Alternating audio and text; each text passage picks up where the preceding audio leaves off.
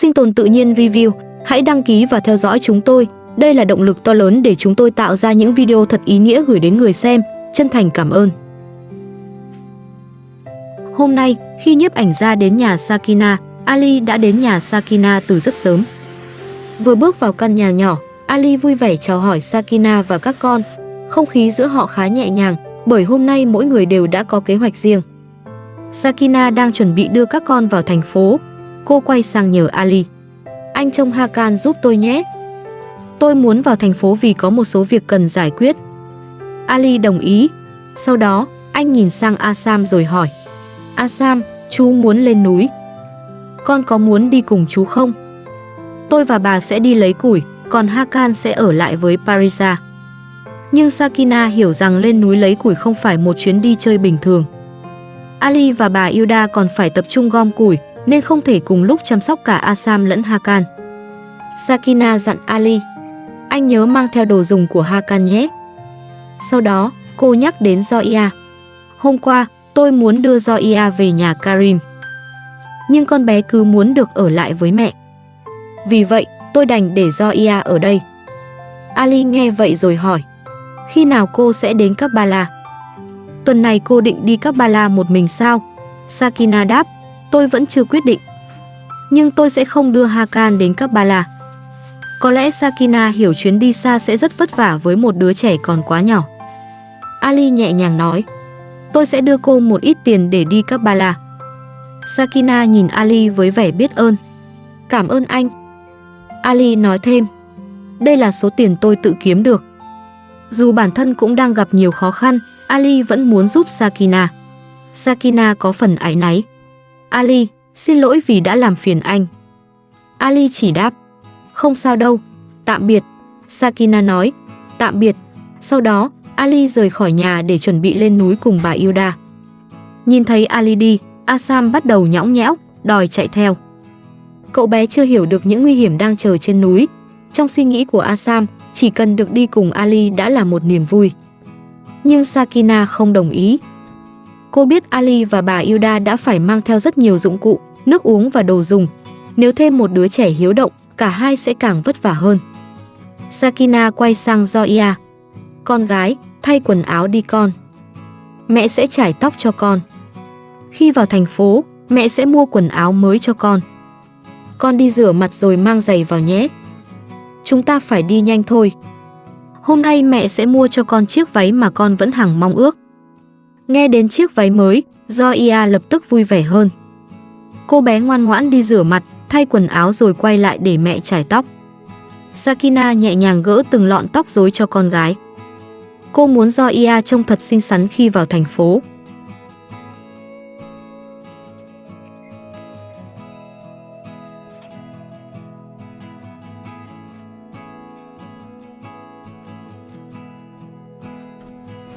Một lúc sau, Sakina đưa các con lên đường.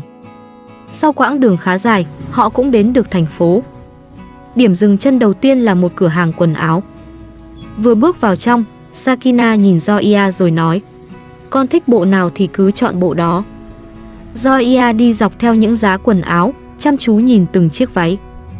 Có những bộ nhiều màu sắc, có chiếc được trang trí bằng hoa, cũng có những chiếc váy giống như điều cô bé từng mơ ước. Sakina không chỉ nghĩ đến Zoya.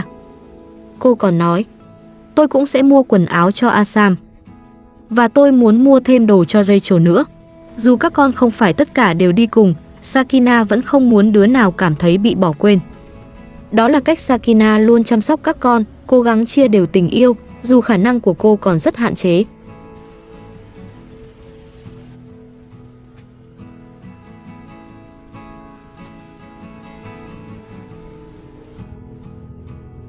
Sau khi rời cửa hàng quần áo, Sakina ghé vào một tiệm trái cây gần đó.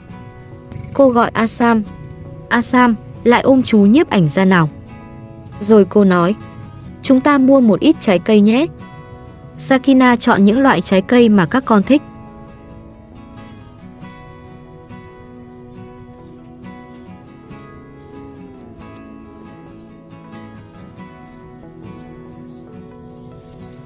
Sau đó, Sakina đưa các con đến một cửa hàng đồ chơi. Cô nhìn những món đồ nhỏ trên kệ rồi nói, mua một chiếc băng đô nhé. Nhưng trong lúc chọn đồ cho các con, Sakina vẫn mang trong lòng một nỗi băn khoăn khác. Cô nói, tôi không có tin tức gì từ Code. Tôi phải đến nhà cô ấy xem tình hình thế nào. Tôi cần hỏi rõ mọi chuyện. Giữa Sakina và Code vẫn còn nhiều vấn đề chưa được giải quyết. Những chuyện liên quan đến Karim, quyền nuôi con, mảnh đất và đơn kiện khiến Sakina không thể yên lòng. Vì vậy, sau khi mua sắm xong, cô quyết định đưa các con đến nhà Code.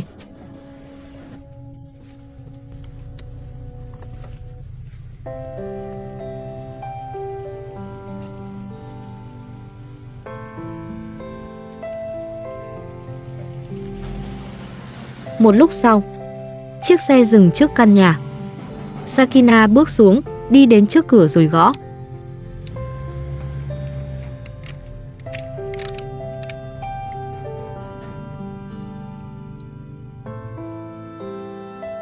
Phải chờ một lúc, Code mới bước ra. Vừa nhìn thấy Sakina, cô nói, tôi đã bị ốm mấy ngày nay rồi. Vào trong đi. Mấy hôm trước, tôi không thể nói thật mọi chuyện với mọi người. Nhưng Sakina không đến đây để nghe thêm những câu chuyện mập mờ. Cô nói thẳng, các người đừng xen vào cuộc sống của tôi nữa. Code lập tức nhắc đến Karim. Karim cũng đang qua lại với một người phụ nữ khác. Nhưng Sakina không tỏ ra bất ngờ. Cô lạnh lùng đáp, tôi không quan tâm anh ta đang có quan hệ với bao nhiêu người.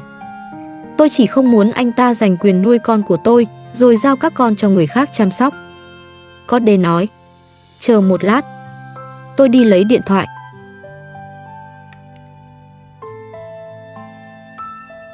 Một lúc sau, cô quay lại, đưa điện thoại cho Sakina xem rồi nói, tôi không muốn nhiếp ảnh gia nhìn thấy bất kỳ thứ gì. Cô tự xem đi. Sakina nhìn những hình ảnh trên màn hình rồi hỏi, tôi có nên cho nhiếp ảnh gia xem những bức ảnh này không? Code lập tức phản đối, không, tuyệt đối không được. Sakina nhìn kỹ hơn rồi nói, bức ảnh này không rõ lắm. Code khẳng định, Karim thật sự đang qua lại với một người phụ nữ khác. Anh ta vốn chẳng quan tâm đến tôi. Tôi phải lấy lại sính lễ từ anh ta. Tôi đã chia tay Karim rồi. Sakina vẫn giữ thái độ dứt khoát. Tôi không quan tâm anh ta đang qua lại với bao nhiêu người. Nhưng Code lại đưa ra một yêu cầu khác. Cô phải giúp tôi giành lại quyền nuôi con từ Karim. Đến lúc này, Sakina không còn muốn tiếp tục bị cuốn vào những mâu thuẫn giữa Karim và Code. Cô nói, xin cô hãy vĩnh viễn rời khỏi cuộc sống của tôi. Hãy rút lại đơn kiện đi. Code đáp, cô cũng muốn lấy lại sính lễ. Vì vậy, cô phải giúp tôi. Nhưng Sakina không chấp nhận. Karim đã đưa chiếc xe cho cô rồi. Tại sao cô còn đòi cả mảnh đất? Cô hoàn toàn không đáng tin. Sakina hiểu rằng mỗi lần tin lời Code, cô lại có nguy cơ bị kéo vào một cuộc tranh chấp mới. Cô nói, chúng tôi phải đi rồi. Tôi cầu xin cô, hãy vĩnh viễn tránh xa cuộc sống của tôi và các con tôi. Tôi không quan tâm Karim có phản bội cô hay không. Nếu cô muốn giành quyền nuôi con, cô phải tự mình đấu tranh. Code nói, tôi không còn bất kỳ quan hệ gì với cô hay Karim nữa. Sakina đáp, cuộc sống của Karim không liên quan đến tôi. Cho dù anh ta có 10 người bạn gái thì cũng chẳng liên quan gì đến tôi. Nếu sau này xảy ra chuyện gì, đừng trách tôi. Code khó chịu nói, cô cứ vô cớ đến đây làm phiền tôi. Sakina bình tĩnh trả lời, tôi sẽ không ra tòa. Cuộc sống của cô và Karim đều không liên quan đến tôi. Nói xong, Sakina quay người bước ra ngoài. Cô đưa các con lên xe rồi nhanh chóng rời khỏi nơi đó. Và có lẽ, chính vì yêu các con hơn cả bản thân mình, Sakina buộc phải trở nên cứng rắn. Bởi đôi khi, sự mạnh mẽ của một người mẹ không nằm ở việc cô có thể chịu đựng bao nhiêu đau khổ, mà nằm ở khoảnh khắc cô đủ dũng khí nói lời chấm dứt với tất cả những người đang làm tổn thương cuộc sống của các con mình. Sau cuộc gặp đầy căng thẳng với Code, Sakina đưa các con lên xe và trở về căn nhà nhỏ của mình. Khi vừa về đến nhà, cô vẫn cố gắng gạt những suy nghĩ ấy sang một bên để chăm sóc bọn trẻ. Sakina gọi, Zoya, con mang cho Asam một cốc nước nhé. Nhớ đóng cổng sân lại. Sau quãng đường dài dưới thời tiết nóng bức, Asam đã khát nước. Cậu bé cũng rất háo hức với bộ quần áo mới mẹ vừa mua cho mình. Sakina dịu dàng gọi con, Asam, lại đây thay bộ quần áo mới nào. Sau đó, con vào trong nhà chơi đi. Các con cứ chơi với nhau nhé. Dù đang có nhiều chuyện phải suy nghĩ, Sakina vẫn cố giữ giọng nói thật nhẹ nhàng. Cô không muốn những đứa trẻ cảm nhận được sự mệt mỏi và bất an trong lòng mẹ. Đối với chúng, hôm nay là một ngày vui. Sakina không muốn những rắc rối của người lớn làm mất đi niềm vui nhỏ bé ấy. Sau khi đi vào nhà, Sakina nhớ lại những điều Corday vừa nói. Karim có thể đang qua lại với một người phụ nữ khác. Corday muốn lấy lại sính lễ, muốn giành quyền nuôi con và tiếp tục lôi Sakina vào những tranh chấp giữa họ. Nhưng Sakina thật sự không quan tâm Karim đang ở bên ai. Anh ta có một người phụ nữ hay nhiều người phụ nữ khác cũng không còn ý nghĩa gì đối với cô. Điều Sakina quan tâm là căn nhà của mình, là mảnh đất cô đã cố gắng mua bằng tất cả tiền bạc và công sức. Và quan trọng nhất là sự an toàn của Zoya, Rachel, Asam và Hakan. Sakina chỉ muốn các con được ở gần mẹ. Cô không muốn ai tự ý giành quyền chăm sóc các con rồi lại bỏ mặc chúng trong cảnh đói khát và thiếu thốn. Những điều đó mới thật sự khiến Sakina lo sợ. Không muốn tiếp tục chìm trong suy nghĩ, cô bước ra khu vườn. Những cây ớt trong vườn vẫn đang phát triển khá tốt. Giữa màu xanh của lá, một vài quả đã lớn và bắt đầu có thể thu hoạch. Sakina cúi xuống quan sát rồi nói: để tôi hái những quả ớt lớn trước. Quả này chắc phải đến tuần sau mới lớn hẳn. Ớt trong vườn ngon lắm. Cô nhẹ nhàng hái những quả đã đủ lớn, còn những quả nhỏ hơn vẫn được giữ lại trên cây. Sakina không muốn thu hoạch quá sớm. Mỗi quả ớt đều là kết quả của nhiều ngày tưới nước, nhổ cỏ và chăm sóc dưới thời tiết khắc nghiệt. Khu vườn không chỉ giúp gia đình có thêm rau quả cho những bữa ăn, nó còn mang đến cho Sakina cảm giác mình vẫn đang tự tay xây dựng một cuộc sống ổn định. Giữa rất nhiều chuyện không thể kiểm soát, ít nhất cô vẫn có thể chăm sóc từng gốc cây, chờ chúng lớn lên và thu hoạch vào đúng thời điểm. Sau khi hái đủ số ớt cần dùng, Sakina quay trở vào nhà để chuẩn bị bữa trưa. Cô thu dọn căn bếp, sắp xếp lại thức ăn và chuẩn bị những nguyên liệu cần thiết. Trong lúc Sakina đang làm việc, nhiếp ảnh gia nhắc rằng có rất nhiều người quan tâm và đặt câu hỏi về chuyến đi Karbala sắp tới của cô. Nghe vậy, Sakina quay sang Zoya rồi nói: Zoya, nếu con vẫn còn ở đây khi mẹ đi Karbala, con sẽ cùng Asam sang nhà Ali nhé. Ali là người Sakina có thể tin tưởng trong việc chăm sóc các con. Dù cuộc sống ở nhà Ali cũng có nhiều mâu thuẫn, cô vẫn biết Ali luôn quan tâm đến Hakan, Asam và những đứa trẻ khác. Sau đó, Sakina chia sẻ: một số khán giả ở Iraq đã nhắn tin hỏi về chuyến đi Karbala của tôi. Mọi người nên biết rằng khoảng 3 hoặc 4 ngày nữa, tôi sẽ đến Karbala. Tôi xin cảm ơn những khán giả thân yêu đã luôn quan tâm đến chuyến hành trình này. Khoảng 4 ngày nữa, tôi sẽ đến Karbala cùng một người thân trong gia đình và một nhân viên hỗ trợ. Trước khi đi, tôi phải đổi một ít tiền sang đồng dinar Iraq. Karbala là một hành trình có ý nghĩa đặc biệt đối với cô. Nhưng để thực hiện chuyến đi, Sakina phải chuẩn bị rất nhiều việc. Cô cần thu xếp người chăm sóc các con, chuẩn bị giấy tờ, tiền bạc và đồ dùng cần thiết. Chỉ khi mọi thứ được sắp xếp ổn thỏa, Sakina mới có thể yên tâm lên đường. Trong khi mẹ đang nói chuyện, Zoya lại trèo lên rồi ngồi xuống một vị trí khá cao. Thấy vậy, Sakina lập tức nhắc: Zoya, con đừng trèo lên rồi ngồi xuống như thế nữa nhé. Cô vẫn còn ám ảnh bởi cú ngã của con gái ngày hôm qua. Sakina nói: hôm qua Zoya bị ngã, khiến khuôn mặt con bé bị thương. Trẻ nhỏ thường không nhận ra nguy hiểm, nhưng chỉ một khoảnh khắc bất cẩn cũng có thể dẫn đến hậu quả nghiêm trọng. Cô còn chỉ cho con cách vệ sinh răng miệng. Tôi đang dạy Zoya cách đánh răng từ trên xuống dưới. Nhìn con gái vẫn còn hiếu động, cô lại nhắc đến một tai nạn đau lòng vừa xảy ra. Mấy hôm trước, có một người đàn ông bị điện giật tử vong khi đang trèo lên cột điện. Câu chuyện ấy khiến Sakina càng lo lắng hơn mỗi khi nhìn thấy các con trèo cao. Vì vậy, cô luôn phải nhắc nhở các con, dù đôi khi chúng cảm thấy mẹ quá nghiêm khắc. Sự nghiêm khắc ấy không xuất phát từ giận dữ. Nó đến từ nỗi sợ của một người mẹ đã chứng kiến quá nhiều bất trắc trong cuộc sống. Một lúc sau, Sakina tiếp tục dọn dẹp trong bếp. Những chiếc bát được rửa sạch. Trong căn phòng bên cạnh, Zoya và Asam đang chơi cùng nhau. Thỉnh thoảng, tiếng cười của hai đứa trẻ vang lên khiến căn nhà bớt đi phần im lặng.